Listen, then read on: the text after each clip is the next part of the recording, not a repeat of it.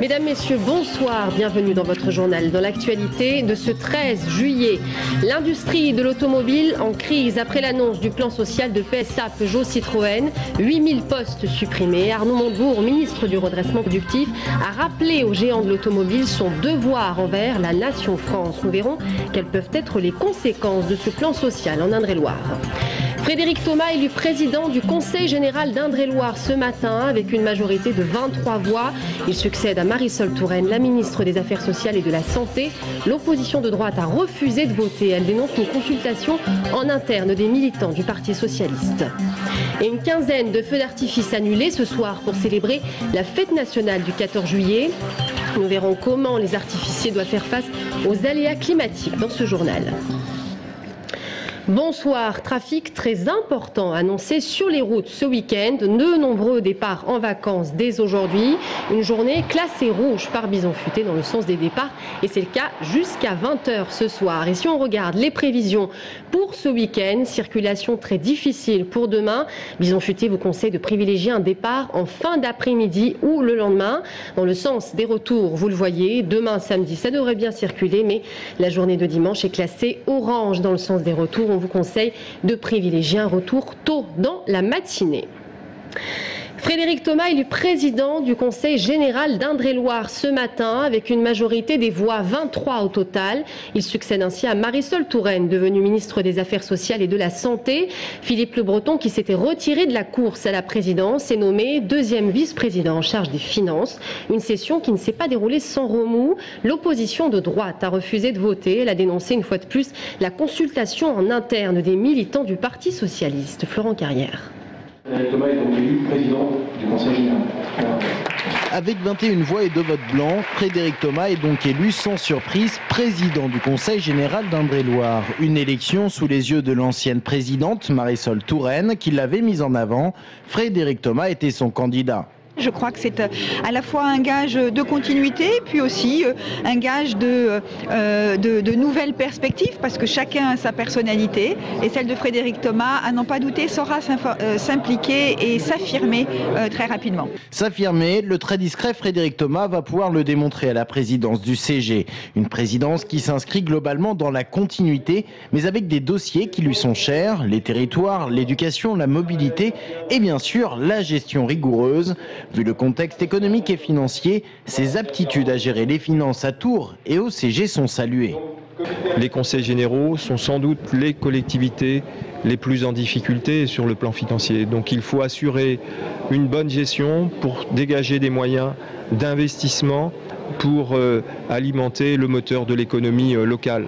Cette élection était une simple formalité. Les militants socialistes s'étaient déjà exprimés. Un simulacre de démocratie pour la droite. Jean Savoie, le doyen qui ouvrait donc la séance, a fait un petit discours très politique. Et nous ne cautionnerons pas ces manœuvres de base politique qui n'ont rien à voir avec l'intérêt du département et de ses habitants.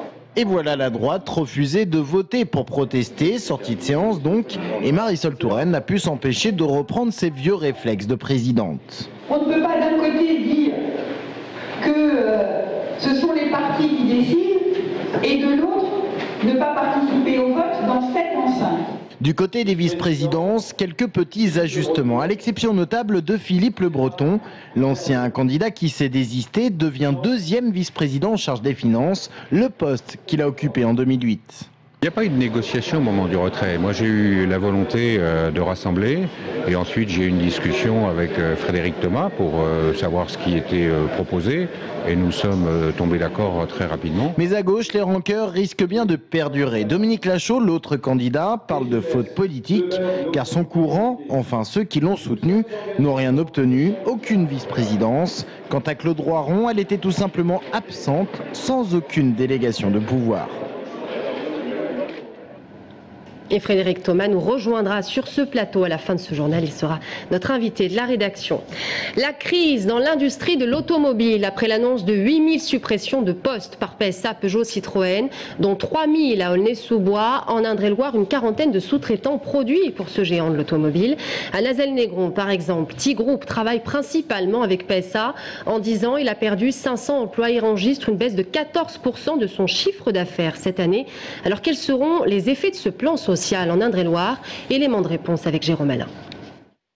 8000, le chiffre fait froid dans le dos. Le plan social annoncé par PSA Peugeot Citroën risque d'avoir un impact certain sur des milliers d'emplois induits en Seine-Saint-Denis, à Rennes et sur d'autres bassins d'emploi où sont implantés des centaines de sous-traitants. En région centre, 180 à 200 entreprises travaillent pour le secteur automobile, mais aucune n'a comme client unique le groupe PSA. L'Indre-et-Loire est un département qui n'est pas trop encore en prise avec la filière de sous-traitance automobile. Nous avons, à ma connaissance, une grosse entreprise qui s'appelle TI Automotive sur Nazelles-Négron, qui emploie plus de 300 salariés et dont le Peugeot est le principal marché à hauteur de 72%.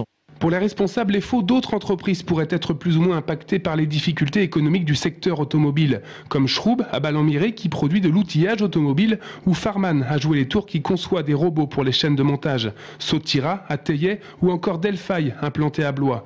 Pour le directeur du pôle automobile régional joint par téléphone hier, l'industrie automobile doit maintenant faire face à une logique statistique implacable. Le volume des voitures fabriquées en France maintenant est descendu en dessous de 2 millions, alors qu'il était encore, il y a pas très longtemps, à 3,5 millions. Donc c'est là où est la problématique. C'est-à-dire que l'automobile globale fait que la France n'est plus un terrain de prédilection pour aller construire des voitures. PSA est en tout cas un tournant. En s'alliant récemment à General Motors, le groupe doit repenser sa stratégie. En attendant, le crash social est déjà bien réel. Une quinzaine de feux d'artifice annulés ce soir pour célébrer la fête nationale du 14 juillet. À cause des intempéries, certaines communes ont préféré reporter. C'est le cas de Jouer-les-Tours et de Langeais. À Tours, demain soir, le feu d'artifice est maintenu. La ville de Tours qui a déboursé près de 38 000 € pour ce feu d'artifice préparé à Avoine. Des préparatifs qui, vous allez le voir, doivent prendre en compte les aléas climatiques. Anaïs Michaud. Oui. Donc Possé reporté au 15 juillet. Bon, très bien, parfait, pas de problème. Des appels de ce genre, Éric Morisset en a eu toute la journée. Cela ne vous aura pas échappé, la météo a décidé de faire des siennes et tout le monde semble redouter que la fête nationale ait cette année un goût de pétard mouillé. Dès qu'il y a 2 gouttes, c'est panique générale. Enfin, c'est peut-être un peu aussi exagéré aujourd'hui parce qu'on est un peu stressés, nous les artificiers aussi, mais on sent vraiment que la météo prend une importance un peu surdimensionné sur une trentaine de feux d'artifice qu'on a ce soir. On en est déjà à 17 ou 18 d'annulés, de reporter à des dates ultérieures. Parce que les gens sont un petit peu frileux et puis craignent qu'il n'y ait personne à cause de la pluie, parce qu'autour du feu d'artifice, ils organisent souvent un pique-nique, etc. Et que voilà, les gens ont le bourdon. Si les conditions climatiques ne posent pas de réels problèmes techniques aux artificiers, la plupart des mairies ont décidé d'attendre le temps clément de dimanche.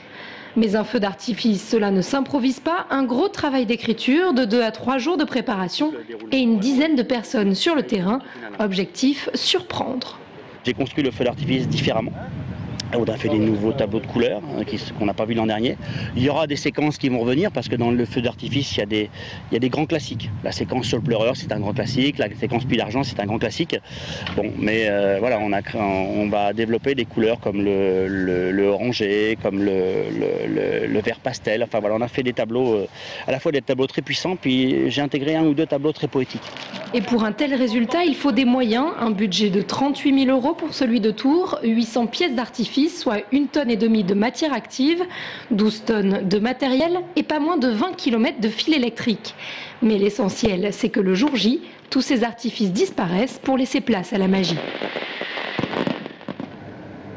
Et à l'heure où je vous parle, ce soir, vous pourrez vous rendre à Avoine où le feu d'artifice est maintenu, notamment à Saint-Cyr-sur-Loire, dès 22h45 au bord de Loire, à La Riche, à Saint-Martin, Blois et demain à Tours, bien sûr, à Luné, la Ville-aux-Clercs et Saint-Martin-des-Bois dans le Loir-et-Cher. Direction la Motte-Beuvron dans le Loir-et-Cher, justement, pour l'Open de France d'équitation, la plus grande manifestation équestre du monde qui pourrait bien entrer dans le Guinness des records. Cela fait 5 ans que la commune abrite la Fédération française d'équitation. 15 000 cavaliers sont attendus d'ici la fin du mois. Hier, la ministre des Sports, Valérie Fourniron, était sur place. Romain Delville. Depuis le début de l'Open de France, le site équestre fédéral de La Motte-Beuvron est une ville de 25 000 habitants amoureux des équidés. Il y a les terrains de jeu, les commerces, il y a les campements en bordure de site et la mairie, le pavillon fédéral.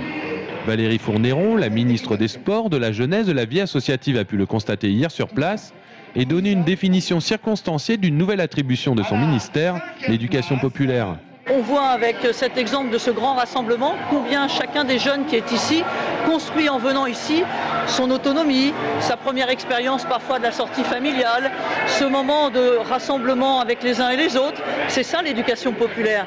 On a oublié que l'éducation populaire c'était ces colonies, ces centres de loisirs, ces moments justement sportifs, ces maisons des jeunes, tout ce qui fait la richesse d'un parcours d'un enfant. Elle ne se fait pas qu'à l'école, elle ne se fait pas que dans la famille, elle se fait aussi dans ce mouvement associatif. Forte de 750 000 adhérents, la Fédération française d'équitation est la troisième la plus importante après le football et le tennis.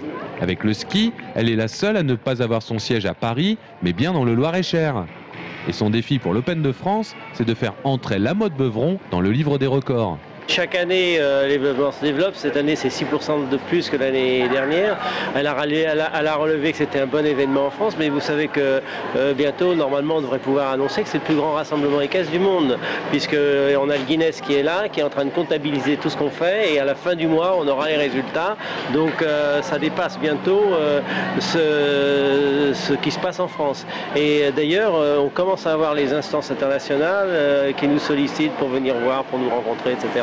et pour voir le parc pendant les événements. Un parc qui est voué à s'agrandir pour s'épanouir, plus d'espace, plus de services pour devenir un jour une référence internationale.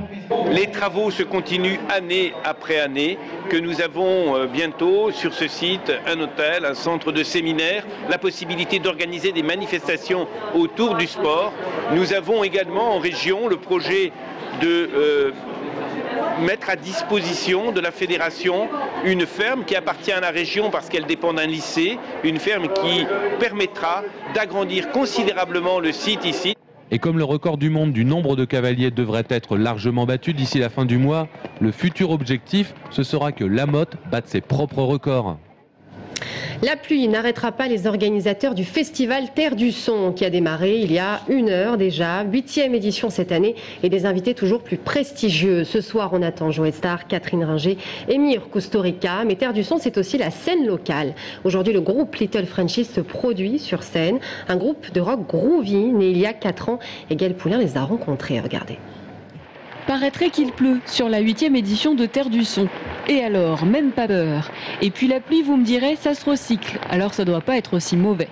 En tout cas, à quelques heures de l'ouverture, certes boueuse des portes, les organisateurs gardent leur inépuisable optimisme et ont prévu le coup pour déjouer les plans de la météo. La pluie devrait cesser à partir de 18h, 18h30. Donc la soirée devrait être beaucoup plus calme qu'à l'heure actuelle. Il y a de la paille qui est mise en place, des graviers qui sont amenés au niveau des points sensibles comme le parking. Et puis donc vraiment pour faciliter un accès aux festivaliers. Dans ce paysage tout en plic-ploc, il y en a quand même quelques-uns qui ont de la chance et qui joueront au sec sous le chapiteau.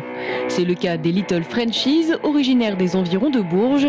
3 gars, une fille, étudiants et lycéens, qui ont gagné leur permis de jouer en ouverture du festival grâce à un dispositif d'accompagnement proposé par l'école Tourangelle, Tous en scène.